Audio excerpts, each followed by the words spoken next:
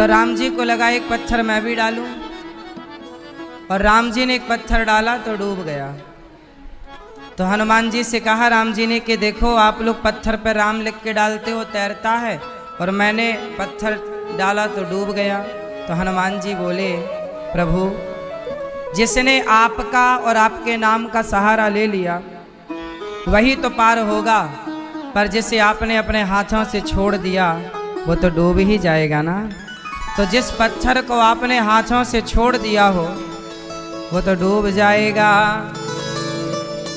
तो क्या कहा, हो पार होगा वही वो जिसे पकड़ेंगे राम, पार होगा वही जिसे पकड़ेंगे राम, वो जिसको छोड़ेंगे, जिसको छोड़ेंगे, जिसको छोड़ेंगे पल भर में डूब जाएगा, वो जिसको छोड़ेंगे पल भर में डूब जाएगा।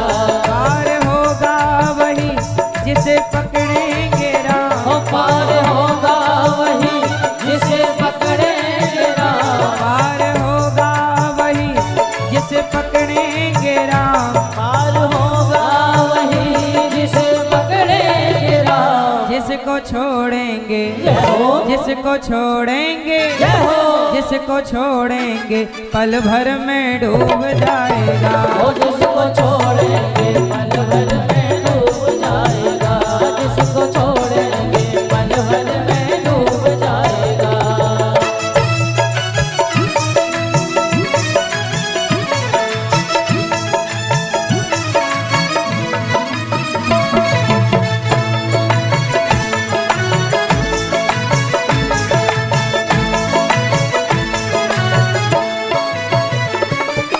फिर ना क्या जाने पत्थर बेचारे, पत्थर बेचारे, फिर ना क्या जाने पत्थर बेचारे, अजी तिरने लगे तेरे नाम के सहा। कोई किंतु और परंतु नहीं, ये अवश्यमेव भोक्तव्यम, अवश्य भोगना पड़ता है कर्मों का दंड।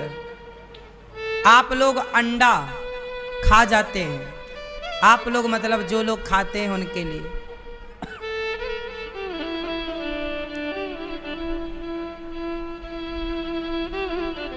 जहां हम स्नान करते हैं ना वहाँ वॉशरूम में, वॉशरूम की हवा फेंकने के लिए एडजस्ट लगा हुआ है। वहाँ पर ना बहुत दिनों से एक चिड़िया ने अंडा दे रखा है। अंडा उसके फूटते हैं, बच्चा निकलता है, वो उड़ जाते हैं, फिर दूसरी चिड़िया आती है वहाँ अंडा रख देती है। वॉशरूम की जो हवा है वो बाहर निकल ही नहीं पाती, क्योंकि वहाँ चिड़िया का घोंसला है, और यदि हवा चलेगी, पंखा चलाएंगे तो वो चिड़िया को कष्ट होगा। अभी मैंने 2-3 दिन पहले झांक कर देखा तो वहाँ फिर से 2 अंडे रख दिए।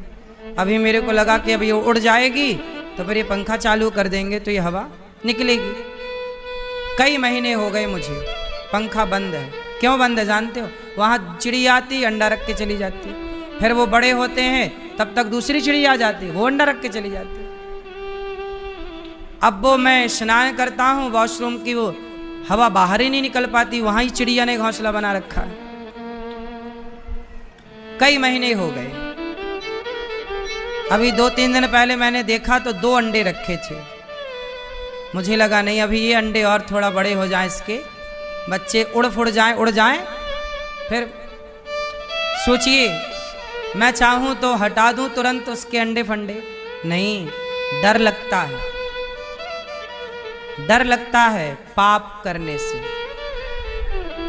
कि मेरे वजह से देखो वो चिड़िया के 2 अंडे क्या है, रोज आती है और उसे सेकती है। ये चिड़िया के 2 बच्चे हैं, जैसे आपके बच्चे हैं, जैसे आप अपने बच्चों से बहुत लाड़ प्यार स्नेह करते हैं, ऐसे वो चिड़िया है। उसके 2 अंडे हैं, 2 बच्चे हैं उसके। कैसे मैं उन अंडों को वहां से हटा दूं, कैसे ये पाप कर लूं? यदि मैंने उस बच्चे को हटा दिया तो ये कर्म मेरा परेशान मत होइए। आप लोग होते क्या हैं, धैर्य खो देते हैं, परेशान हो जाते, यार हम बड़े दुखी हैं, बड़ा कष्ट पा रहे हैं। जीवन में सुख दुख आएगा, ये बात हम नहीं कह रहे, निषाद राज को लक्ष्मण जी समझा रहे। को ना काहू को सुख दुख कर दाता, निज कृत कर्म भोग सब भ्राता। जोग वियोग भोग भल मंदा, हित अनहित मध्यम भ्रम फंदा। जन्म मरणो जहाँ लगी जग जालो, संपत्ति विपत्ति करम अरु कालो। समाज में 2 तरह के लोग होते हैं, एक वो जो कोई मुसीबत संकट आए तो दूसरों पर आरोप लगाते हैं कि तुम्हारे कारण आया, और एक वो होते हैं जो किसी पर दोष ना लगाकर स्वयं ही सोचते हैं कि यह हमारे ही किसी पाप का फल है। सपने होई भिखारी नृप, रंग को नागपति होई, नाकपति होई। जागे लाभ नहानु कछु, तिमि प्रपंच जिय जोई। संसार क्या है बोलो? अच्छा ये बताओ, आप लोग अभी जागे हैं कि सोए हैं? अभी जाग रहे हैं कि सो रहे हैं? जोर से कितने लोग जागे हुए हैं, हाथ उठाओ। सब जागे हैं, अब हाथ नीचे करो। कितने लोग सोए हुए हैं?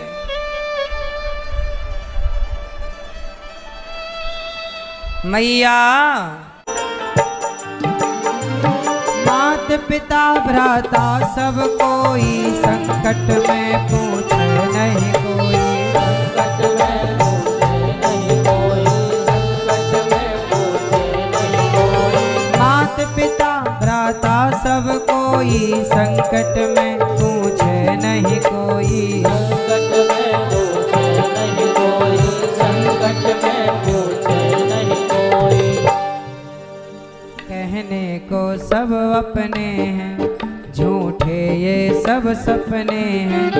ना आता कोई काम, मेरा धन मेरे राम मेरे राम। ओ मेरे राम मेरा धन, मेरे राम मेरे राम। मेरे राम मेरा धन, मेरे राम मेरे राम। मेरे राम मेरा धन, मेरे राम मेरे राम मेरे राम मेरे राम मेरे राम।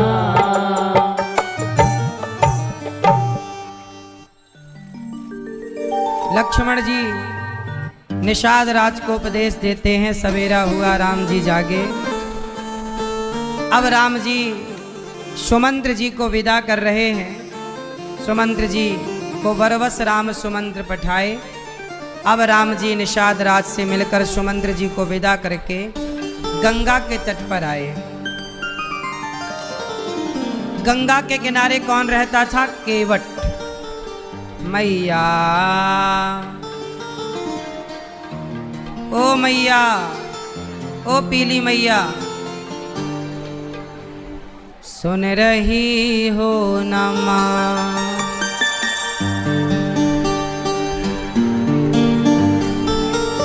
या पंचायत कर रही हो माँ? बैठ जाओ मेरी माँ।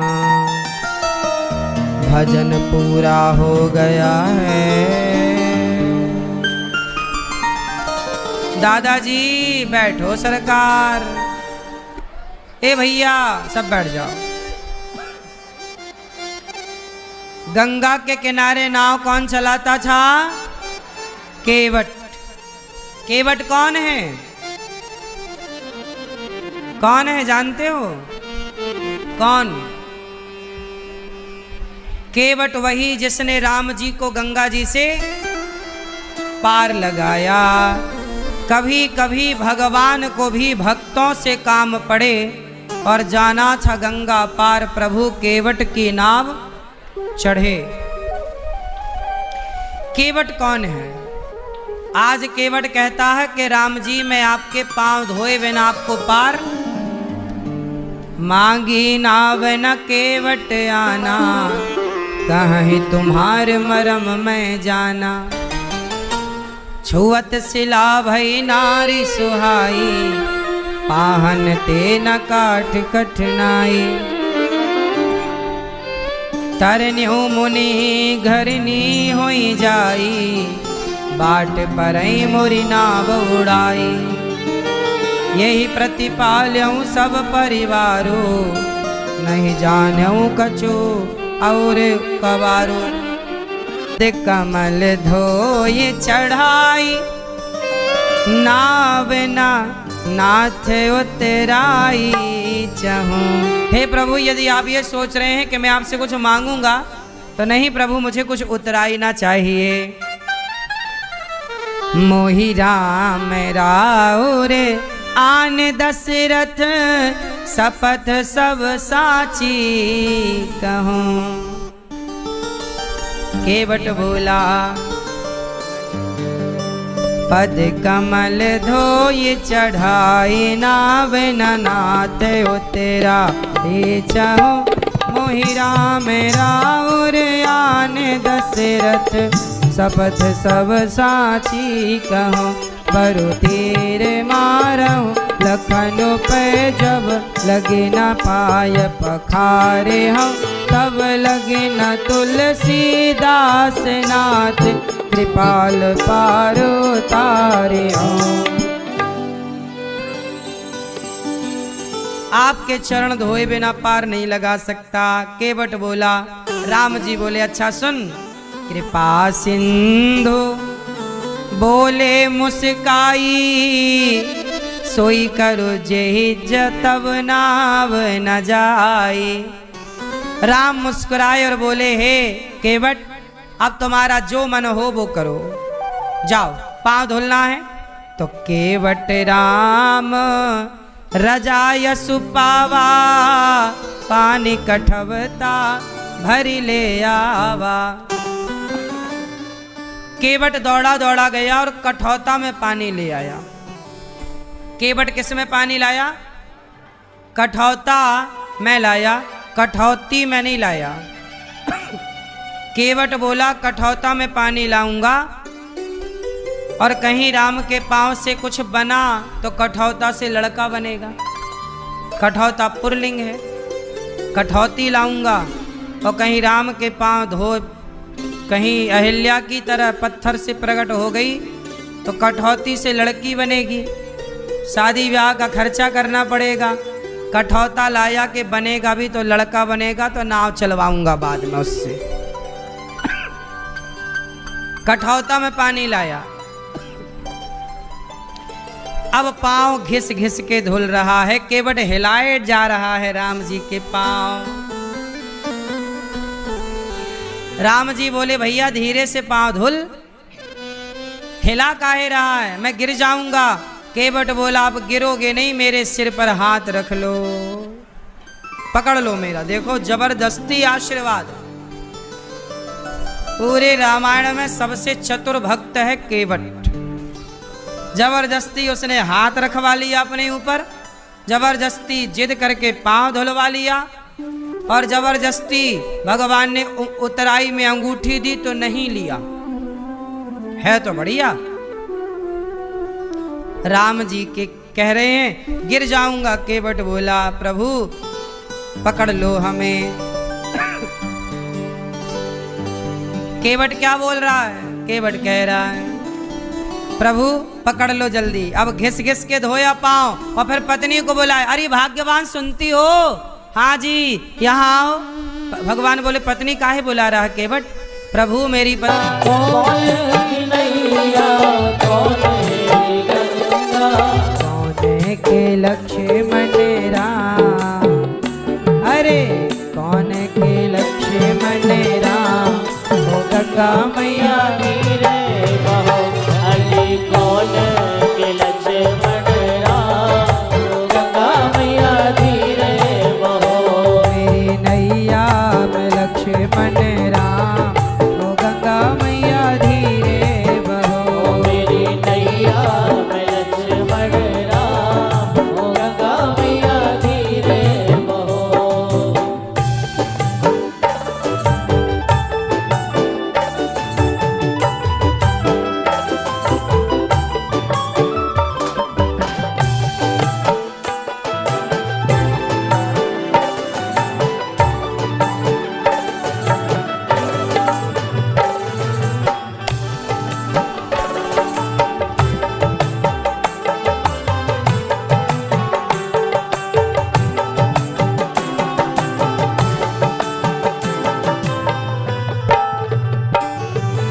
भागीरथ की गंगा केवट की नैया, भागीरथ की गंगा केवट की नैया। अरे भागीरथ की गंगा केवट की नैया।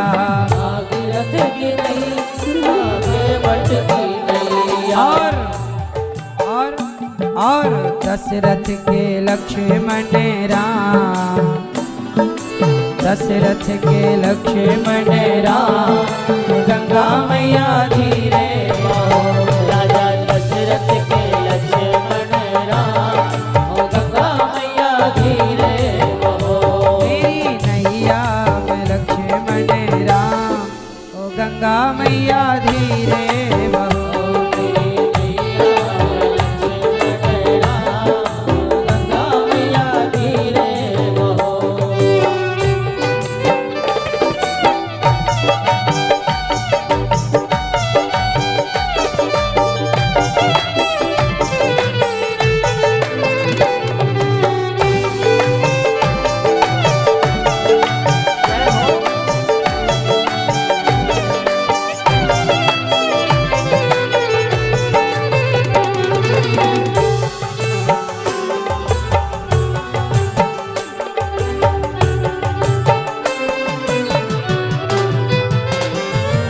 उतरी ठाड़ भय सुर शरीरे ता, उतरी ठाड़ भय सुर शरीरे ता। आदि सिय राम गोह लखन समेता।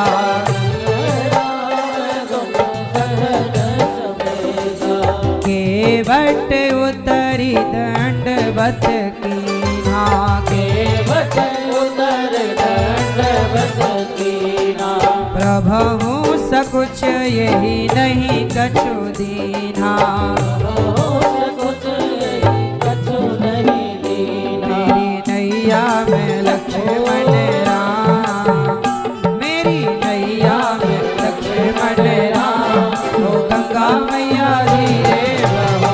ओ मेरी नैया में लक्ष्मण राम, ओ गंगा मैया धीरे बहो। मेरी नैया देख कर रोया,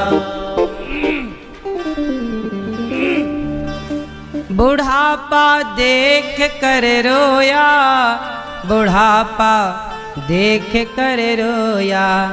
यही किस्सा पुराना है, सजन रे झूठ मत बोलो। प्रभु के पास जाना है, प्रभु के पास जाना है। सजन रे झूठ मत बोलो, प्रभु के पास जाना है। सजन रे झूठ मत बोलो, प्रभु के पास जाना है। प्रभु के पास जाना है, प्रभु के पास जाना है, प्रभु के पास जाना है, प्रभु के पास जाना है। न हाथी है न घोड़ा है, वहाँ पैदल ही जाना है। न हाथी है न घोड़ा है, पैदल ही जाना है। सजन रे झूठ मत बोलो, प्रभु के पास जाना है। तुम्हारे महल चौबारे, तुम्हारे महल चौबारे, यही रह जाएंगे सारे, यहीं रह जाएंगे सारे। तुम्हारे महल चौबारे, यहीं रह जाएंगे सारे। अकड़ किस बात की प्यारे, अकड़ किस बात की प्यारे। ये सर फिर भी झुकाना है, ये सर फिर भी झुकाना है। सजन रे झूठ मत बोलो, प्रभु के पास जाना है। सजन रे झूठ मत बोलो, भला कीजिए भला होगा, भला कीजिए भला होगा। बुरा कीजिए बुरा होगा, बुरा कीजिए बुरा होगा। भला कीजिए भला होगा, बुरा कीजिए बुरा होगा। वही लिख लिख कर क्या होगा, वही लिख लिख कर क्या होगा, वही लिख लिख कर क्या होगा, वही लिख लिख कर क्या होगा। यही सब कुछ चुकाना है। सजन रे झूठ मत बोलो, प्रभु के पास जाना है। झूठ मत बोलो, सजन रे झूठ मत बोलो, सजन रे झूठ मत बोलो। प्रभु के पास जाना है, प्रभु के पास जाना है। न हाथी है न घोड़ा है, वहाँ पैदल ही जाना है। न हाथी है न घोड़ा है, वहाँ पैदल ही जाना है। सजन रे झूठ मत बोलो, प्रभु के पास जाना है। सजन रे झूठ मत बोलो, प्रभु के पास जाना है। मार्ग नहीं तो हम धड़ाम से गिर जाते हैं। इसलिए आज मूवियों ने, आज बॉलीवुड ने संतों के खिलाफ मूवियां बना बना करके संतों के अंदर, संतों के प्रति, आज युवाओं के अंदर संतों के प्रति जहर घोल दिया है बॉलीवुड ने। आजकल का युवा संतों से नफरत करने लग गया। आश्रम जैसी मूवियां बना डाली ना, तो युवाओं ने देख करके लगा यार साधु तो ऐसा ही होता है। अपने बच्चों को बताओ कि जो आश्रम जैसी मूवी देख रहे हो, ये केवल संतों को बदनाम करने की साजिश है, वरना संतों को देखना है तो कभी वृंदावन आओ, यहाँ बड़े बड़े संतों का दर्शन करो। गौरी गोपाल आओ, देखो कि आज यहाँ गौरी गोपाल में कितनी सेवा चल रही है। 290 माएँ रह रही हैं, 30 से 40 हजार लोग भोजन कर रहे हैं, और गाय रह रही हैं, 150 बच्चे हैं। हमारे वृंदावन के, भारत के तमाम संत ऐसे हैं जो कितनी सेवाएं कर रहे हैं, संत होकर सेवा कर रहे हैं, है ना। आज हम बरसाना गए तो बरसाने में हम एक संत भगवान का दर्शन करने गए। जब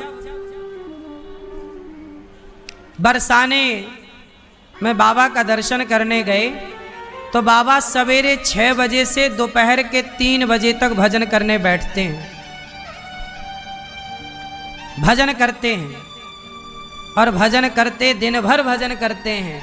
शाम को उठते हैं, भोजन प्रसादी 3 बजे करते हैं, और थोड़ा भोजन प्रसादी करके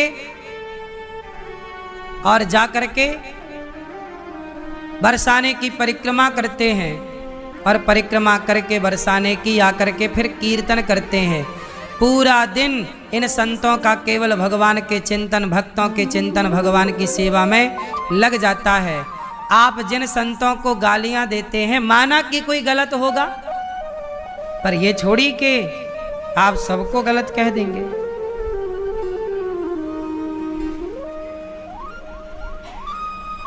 संतों का दर्शन करना सीखिए, संतों की शरण में जाना सीखिए।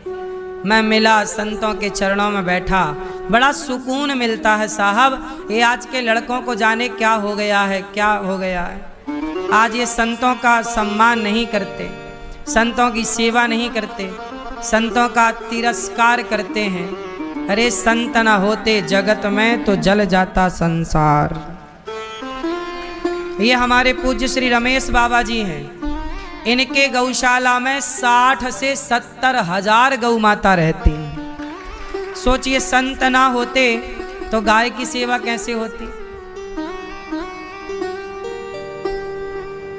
ऐसे संत महापुरुष कितना प्रचार करते हैं। अब हमारे पूज्य प्रेमानंद जी को देख लीजिए, किडनियां खराब होने पर भी आप लोगों को दर्शन देते हैं। कथा सुना सुना कर, सत्संग कर करके युवाओं को, लोगों को धर्म का कितना ज्ञान दे रहे हैं। इन संतों का त्याग तपस्या तुम्हें नहीं दिखाई पड़ रही है। तुम क्या कर रहे हो? 10 बजे तक सो रहे हो। तुमसे एक गैया नहीं पाली जा रही है। 4 लोगों के, तुम अपनी अकेली माँ की सेवा नहीं कर पा रहे हो। तुम्हारी माँ तुमसे खुश नहीं है, तुम्हारा बाप तुमसे खुश नहीं है, तुम्हारा पति तुमसे खुश नहीं है, तुम्हारी पत्नी तुमसे खुश नहीं है, तुम्हारे बच्चे तुमसे खुश नहीं है। तुम 4 लोगों को खुश नहीं कर पा रहे हो। और देखो, गौरी गोपाल में 290 वृद्ध माँ हमारी खुश रहती हैं, प्रसन्न रहती। सीखना है तो कहीं से भी कुछ भी सीखा जा सकता है, लेकिन गालियां ही देनी है, संतों को अपमान ही करना है, तो फिर आपको रोक भी कौन सकता है। शिशुपाल गालियां भगवान कृष्ण को देता था, कौन रोकता था उसे? कोई नहीं। गालियां तो आप संतों को क्या, भगवान को भी दीजिए, तो कोई रोकने थोड़ी आएगा। देते रहिए, तुम्हारा मुंह है, कोई थोड़ी मुंह पे उंगली रखने आएगा। लेकिन ये तो अपने अपने संस्कारों की बात है। तुमने संत, सोचिए कि बॉलीवुड ऐसा गेम खेलता है कि संतों को अपमानित करने के लिए मूवियां बनाता है, सीरीज 1 फिर 2 फिर 3 संतों के लिए। जबकि खुद कैसा है बॉलीवुड? कैसा है बॉलीवुड? स्वयं एक गंदा नाला है या नहीं? बॉलीवुड जैसी गंदगी धरती में कहां होगी? अश्लीलता की चरम सीमा है बॉलीवुड। वो अपने रिश्ते नातों को भी देखिए, रिश्ते नातों को भी तार तार क्या क्या बताएं तुम्हें। वहां तो लोग हिंदू से मुस्लिम हो जाते हैं शादी करने के लिए, और नाम हिंदू का रख के पिक्चरें बनाते हैं। पता है आपको षड्यंत्र के नहीं? पता कर लेना सब। बॉलीवुड एक प्रकार की गंदगी है। यदि आपके बच्चे उस बॉलीवुड की गंदगी में उलझ गए तो फिर निकलना बड़ा दुश्वार है। तुम्हारी बेटियां जो फटे कपड़े पहनने लग गई, ये बॉलीवुड की देन है। तुम्हारे बेटे ये जो शराब पीने लग गए, सिगरेट पीने लग गए, ये बॉलीवुड की देन है। कोई संतों की संगति में जाकर थोड़ी शराब पीना सीखता है, या गांजा पीना सीखता है, या बीड़ी पीना सीखता है। ये तो बॉलीवुड ने सिखाया। हाँ या ना? दाने दाने में केसर का दम। कौन बेच रहा गुटखा? बोलो, बॉलीवुड बेच रहा है।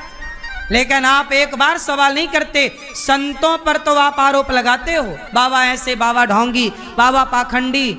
लेकिन बॉलीवुड जो खुलेआम गुटखा बेचे जा रहे हैं, उस पर कोई एक शब्द बोलने वाला नहीं है, क्योंकि वो बड़े पावरफुल लोग हैं, बड़े पैसे वाले लोग हैं, तो उन्हें कौन बोले। और बाबा तो बेचारा सीधा है, आप गाली दे दो जाके मुंह पे, कोई थोड़ी कुछ बोलेगा। जो ज़्यादा मीठा होता ना साहब, गन्ना मीठा है इसलिए कोल्हू में पेरा जाता है। साधु संत सरल और सहज हैं इसलिए उनको लोग अपमानित करते। वो अपमान के बदले कुछ बोलते भी नहीं है, वो लड़ाई करने बैठे ही नहीं ना। कहाँ कोई रिप्लाई करते हैं बताओ? संत लोग कहाँ रिप्लाई करते हैं? संतों का जीवन परोपकार के लिए, परहित के लिए। इसलिए आपसे मेरी विनती है कि संतों का अपमान ना करो, उससे कोई लाभ आपका, संतों का कुछ नहीं बिगड़ना। आकाश की तरफ मुंह करके थूकोगे तो आकाश में वो थूक ना जाएगा, तुम्हारे ऊपर ही आएगा। संतों का क्या बिगड़ना है? क्या बिगाड़ लोगे? भगवान जिसके रक्षक हो, रावण ने बिगाड़ना चाहा विभीषण का, क्या बिगाड़ लिया? जो भगवान की शरण में है उनका कोई क्या बिगाड़ेगा? इसलिए आप अपना बनाओ। संत लोग बहुत अच्छे कार्य कर रहे हैं। सबसे अच्छा काम क्या हो रहा है संतों के द्वारा? बताओ, बोलो। संतों के द्वारा सबसे अच्छा काम क्या हो रहा है समाज के लिए? बताओ। संतों के द्वारा कथा सुना सुना करके भटके हुए समाज को सही रास्ते पर लाने का कार्य संत कर रहे हैं। संत लोग केवल सत्संग करें और आपको कथा सुनाएं और आप सुनो, इतने से ही तुम्हारा कल्याण हो जाएगा। तुम्हारा जीवन अशांति से शांति की ओर आ जाएगा, सब प्रकार से आनंद होगा। इसलिए बॉलीवुड तो गुटखा बेच रहा है, उसे आप कुछ नहीं कहते। जुआ, जंगली रमी वो डाउनलोड करा रहे हैं। जुए का प्रचार खूब धड़ल्ले से बॉलीवुड के लोग कर रहे हैं, आपको कोई ऐतराज नहीं है। आपको विरोध केवल संतों का करना है। ढोंगी पाखंडी केवल संतों को कहना है। जो खुलेआम गलत किए जा रहे हैं, इसलिए मेरी माँ राम संतों से रास्ता पूछ रहे, ते ही अवसर एक तापस आवा, तेज पुंज लघु वयस सुहावा। उसी समय तुलसीदास जी कह रहे हैं, एक तपस्वी आया राम का दर्शन करने। बताते हैं वो तपस्वी हनुमान जी। थके नारी नर प्रेम प्यासे, मनहु मृगे मृग देखी दिश दिया से।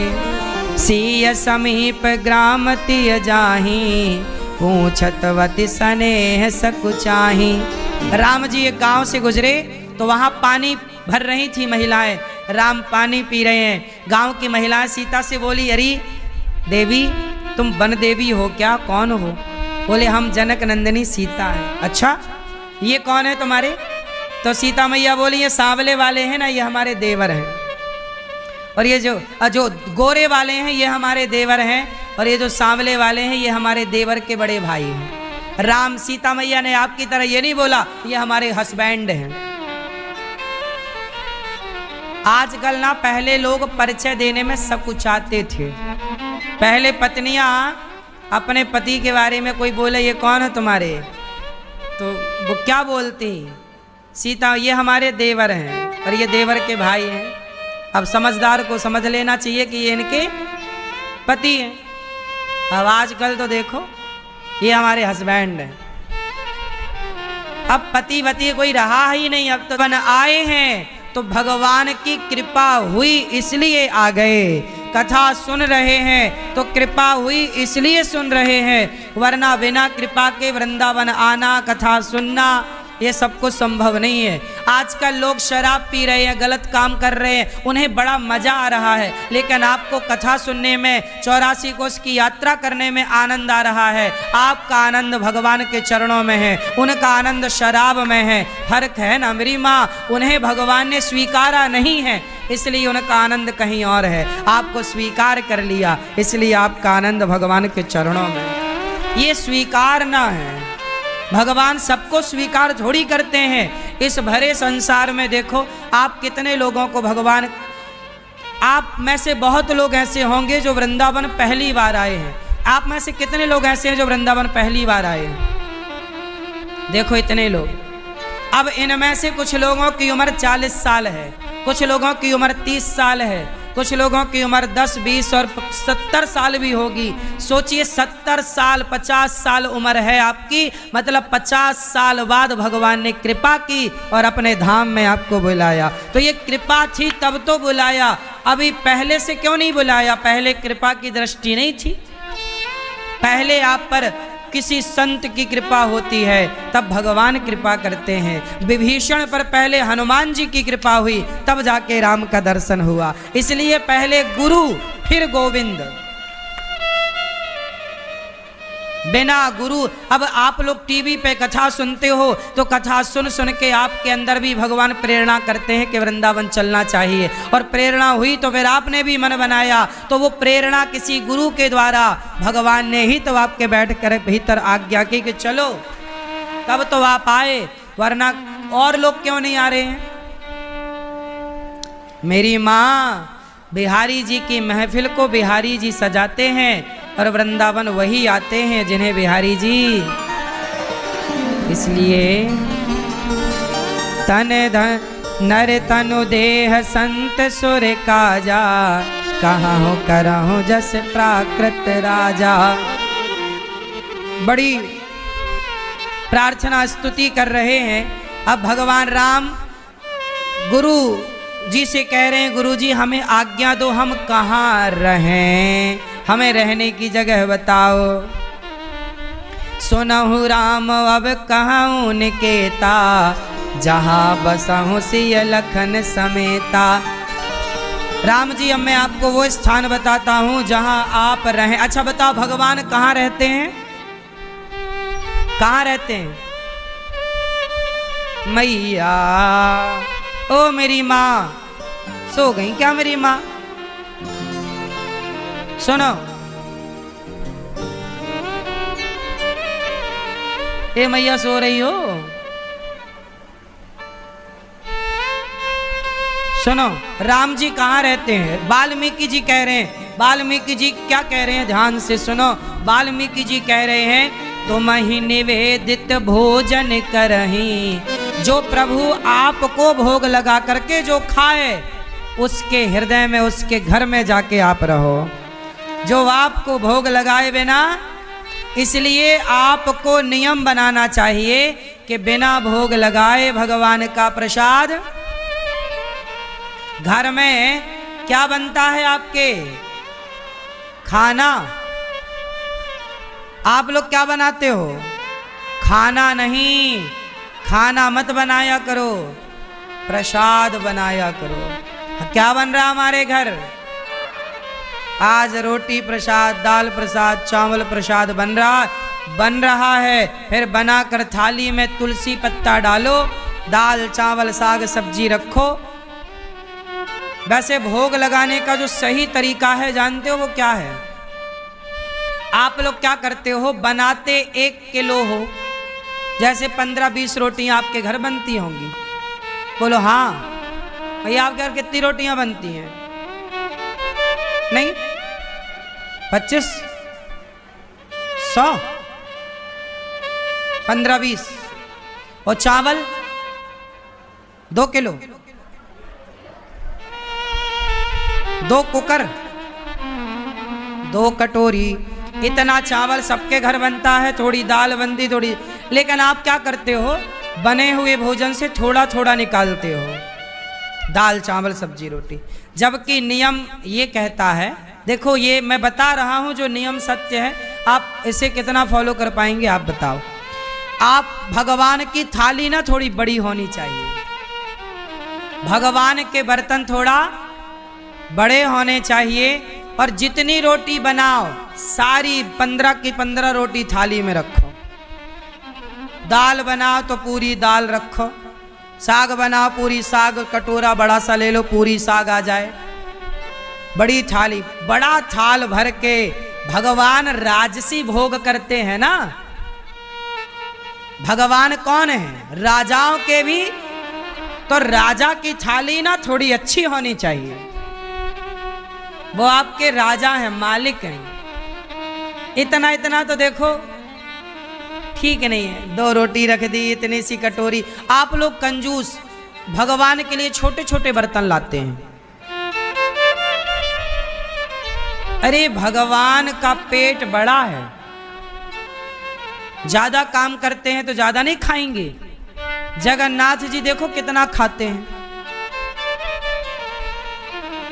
इसलिए जितना भोजन बनाओ कम से कम उतना थोड़ा दिखे।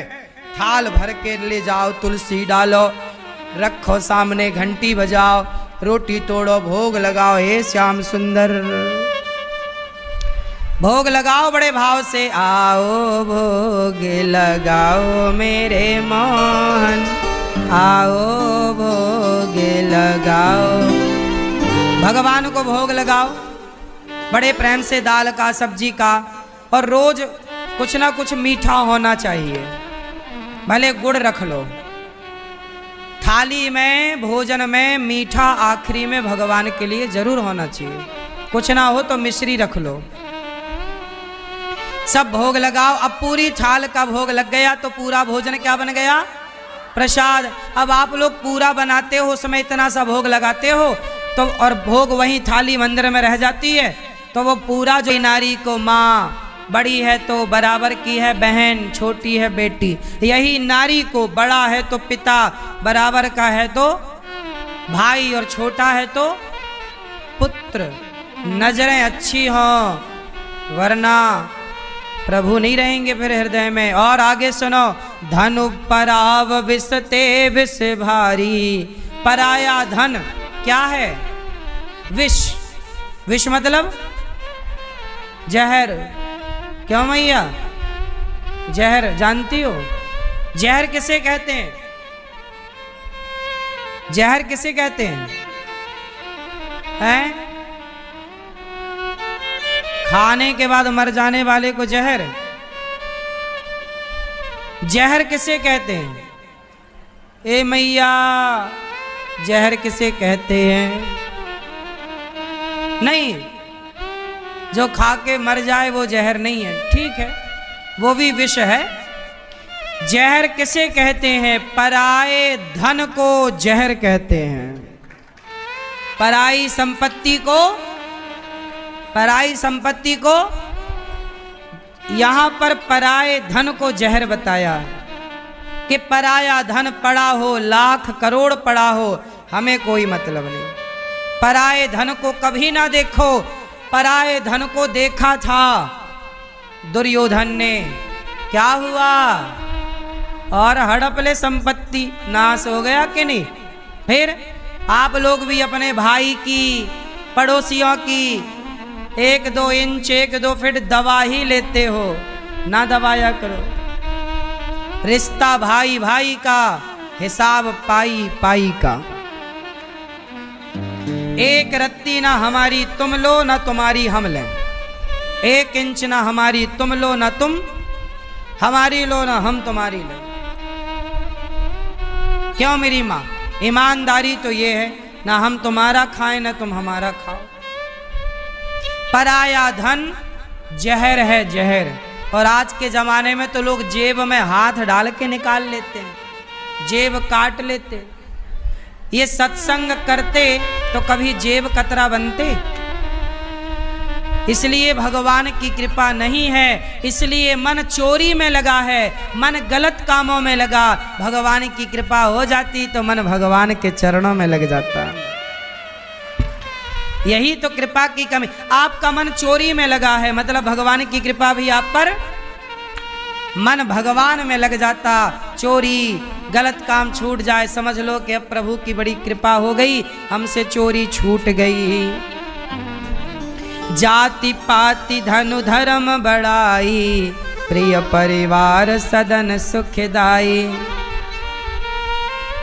जो केवल भगवान को हृदय में धारण करे, प्रभु आप वहाँ रहो। चित्रकूट गिरि करहु निवासु, तह तुम्हार सब भांति सुपासु।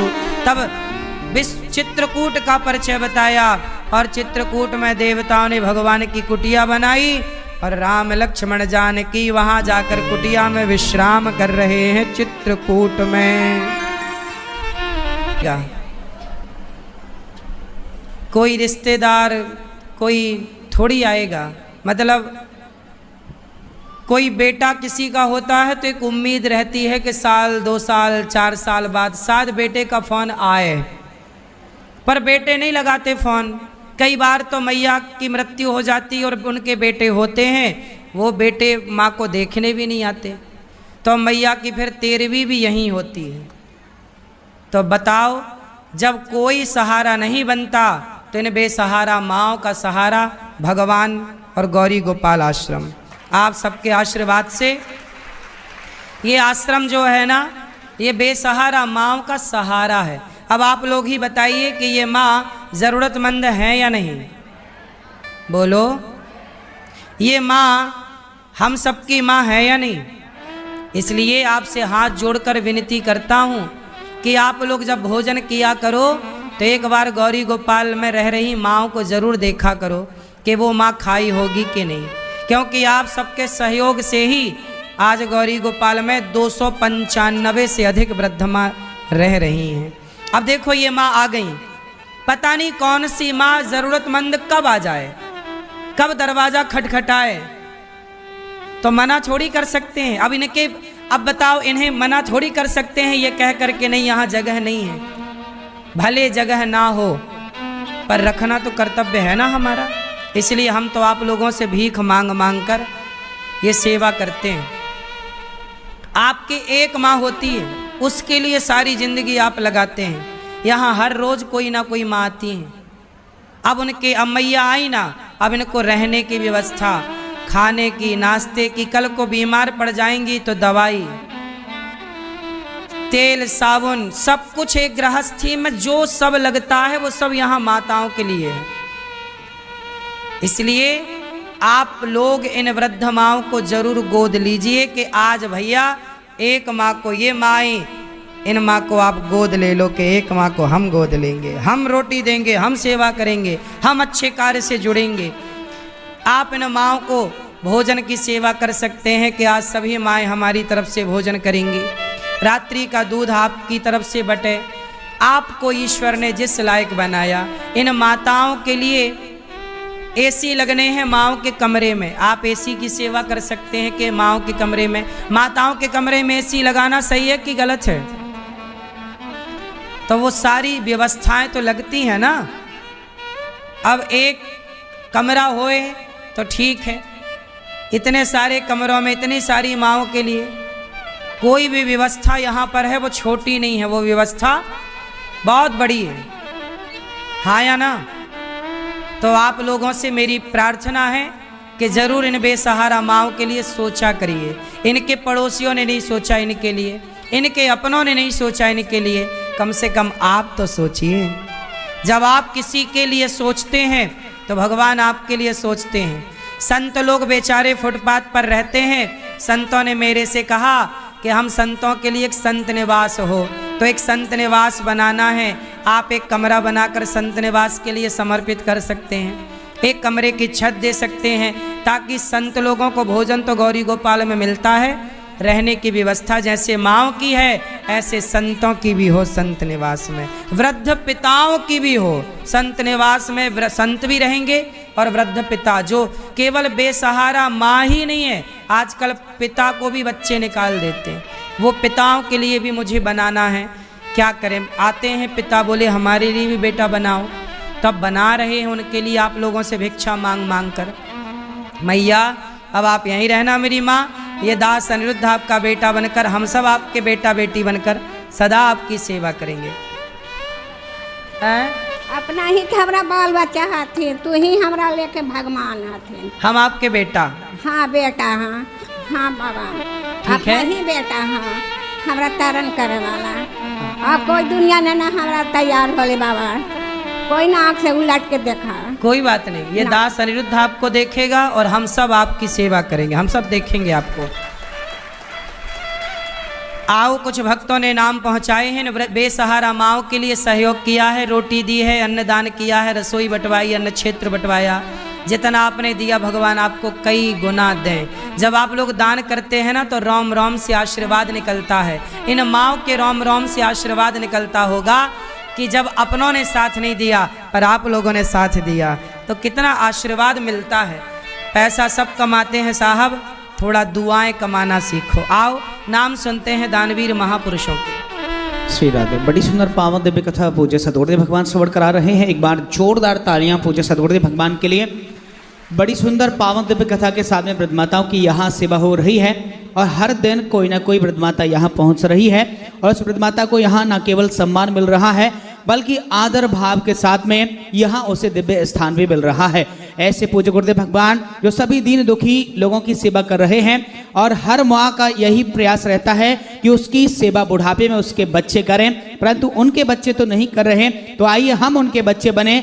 जैसे महाराज जी उन माताओं की सेवा कर रहे हैं वैसे हम भी महाराज जी के साथ में कंधा से कंधा मिलाकर ऐसी बूढ़ी माताओं की सेवा करें और हम भी अपने धन का सदुपयोग करते हुए पुण्य कमाने का सुअवसर प्राप्त करें। आज के श्रेणी में आदरणीय श्री राम प्रसाद जी गुप्ता अनूपपुर से आपने संपूर्ण सेवा कार्यों के लिए और ऐसी वृद्धमाताओं के लिए आपने 1 लाख रुपए का योगदान दिया है। एक बार जोरदार तालियां श्री राम प्रसाद गुप्ता के लिए अनूपपुर से जोड़ रहे हैं और उनके पूरे परिवार के लिए।